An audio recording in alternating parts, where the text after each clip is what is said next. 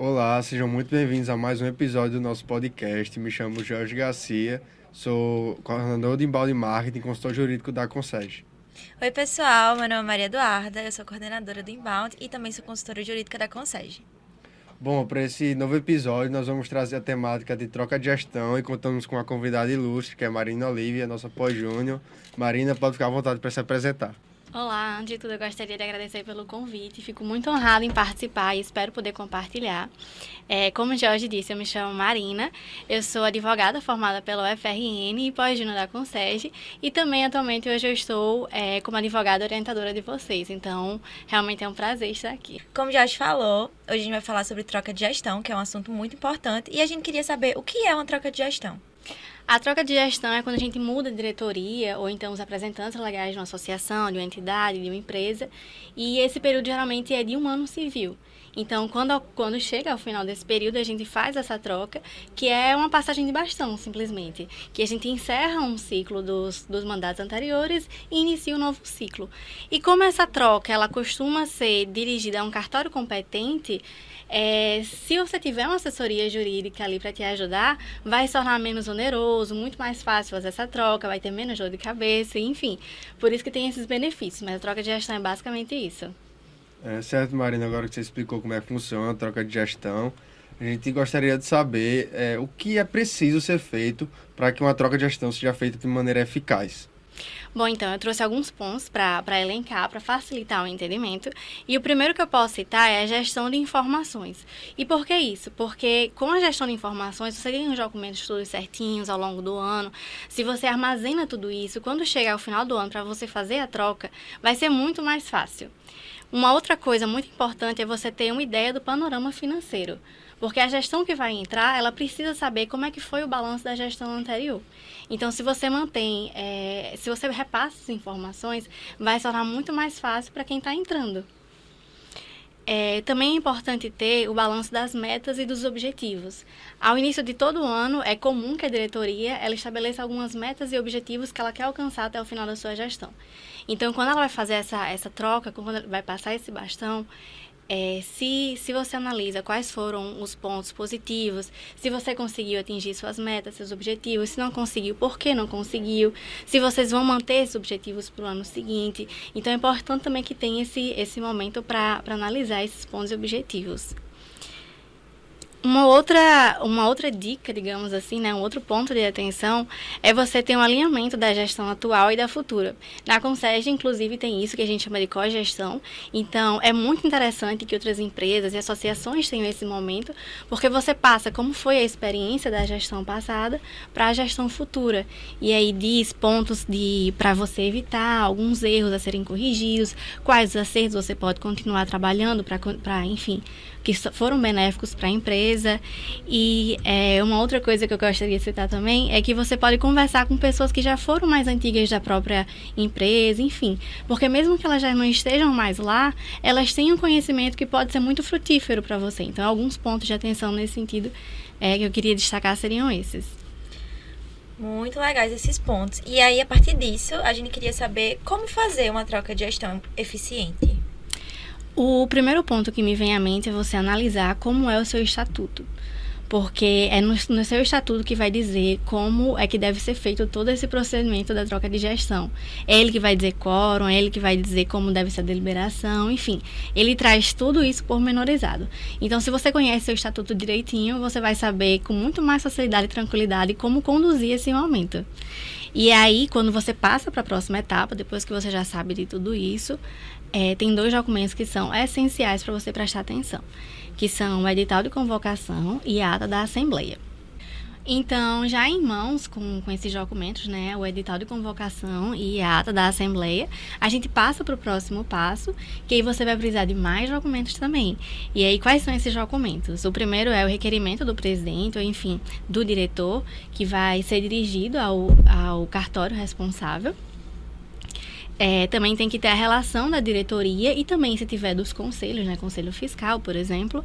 E, por fim, tem que ter o termo de posse da diretoria eleita. E todos esses documentos são assinados. E é importante lembrar que, como cada cartório ele tem sua autonomia e tem seus procedimentos internos, é sempre muito importante você estar em contato com um cartório para saber como são esses procedimentos internos, enfim, porque pode acontecer de chegar no cartório e eles dizerem que mudou alguma coisa no procedimento. Então, é importante estar sempre em contato para você realmente ter certeza de que está fazendo tudo nos conformes para quando chegar no cartório, tudo dar certo. Perfeito, Marina. Agora a gente gostaria de falar um pouco sobre os principais problemas que podem acontecer na troca de gestão. A gente já enfrentou alguns, porque um ponto que é importante se atentar é que a troca de gestão, um dos principais aspectos dela é que troca os representantes da empresa. Sim. No caso das associações, isso é feito frente ao cartório. E caso a representação esteja desatualizada, isso pode acarretar vários problemas. Um dos principais, por exemplo, é a questão do representante financeiro. Sim, sim. Quando não há essa devida troca, o banco pode bloquear, inclusive já aconteceu em alguns casos, e enfim, isso é uma dor de cabeça que ninguém quer passar, porque uma empresa, muitas vezes, ela tem urgências de pagamentos, tem datas, prazos, e quando isso ocorre, acaba atrapalhando todo o planejamento financeiro, às vezes incorre multas, enfim.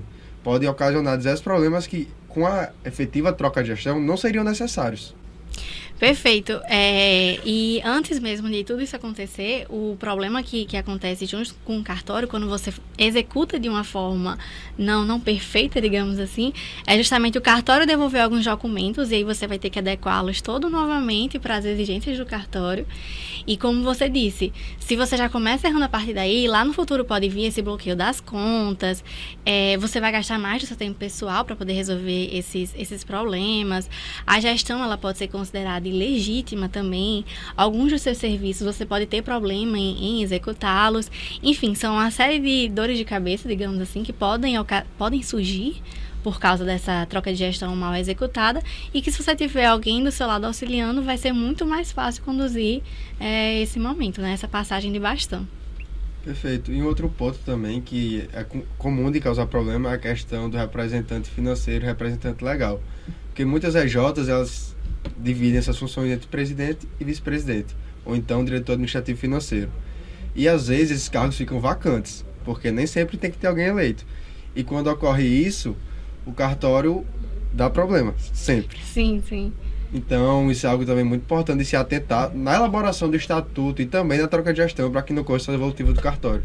Perfeito. E sobre isso da vacância, inclusive, é importante que o estatuto tenha disposição sobre isso, porque se a diretoria fica vacante, né, se o representante não ocupa alguém um cargo e você não sabe como conduzir, pode ter até mesmo a responsabilização pessoal da pessoa em alguns casos. Então, para evitar, é bom que esteja tudo, o estatuto tendo essas previsões, a troca seja bem feita, realmente para evitar todas essas dores de cabeça. A gente falou dos pontos negativos, né, das consequências negativas de uma troca de gestão mal executada. E agora a gente queria saber os frutos de uma troca de gestão bem executada. Perfeito. Quando você tem essa troca de gestão bem feita, assim que o diretor ou o presidente ele já é considerado apto a estar representando de fato a empresa, a associação, a entidade, enfim, ele já pode começar a fazer as movimentações bancárias, ele pode assumir encargos em nome da empresa também, que tudo isso é super necessário para que seja dada continuidade às atividades naturais que a empresa, a associação, enfim, já faz. Então, se você consegue fazer isso bem feito, todos esses problemas eles não vão surgir e você consegue dar continuidade às suas atividades normalmente. Perfeito. Agora que estamos chegando ao fim, né, do nosso podcast, a gente gostaria de saber se você tem mais algum ponto, alguma pergunta a acrescentar sobre essa temática tão importante.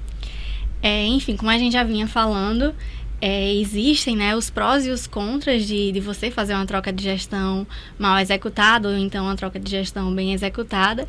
E o que a gente pode perceber na prática é que quando você tem realmente o auxílio de uma assessoria jurídica, esse processo se torna muito mais fácil porque eles vão auxiliar mostrando quais são os passos que você tem que seguir até levar todos os documentos necessários ao cartório. Então, o que eu tenho de experiência prática realmente é isso, que a assessoria jurídica é muito valiosa, é muito contributiva, é muito frutífera desse ponto de vista, porque ela realmente vai te ajudar a não passar por todos esses perrengues e a deixar tudo regularizado para que sua empresa, sua associação possa continuar funcionando normalmente e, enfim, crescendo também, né? Bom, pessoal, chegamos ao fim de mais um episódio desse podcast muito importante e a gente gostaria de agradecer a Marina, primeiramente, que topou participar desse episódio com a gente, e a vocês que estão assistindo e estão sempre colaborando para que esse podcast seja cada vez mais frutífero para a gente. Isso mesmo, com isso chega ao fim o nosso podcast. Podem se inscrever nas nossas redes sociais, Instagram, @consergiofrn. Em breve estaremos de volta com mais episódios.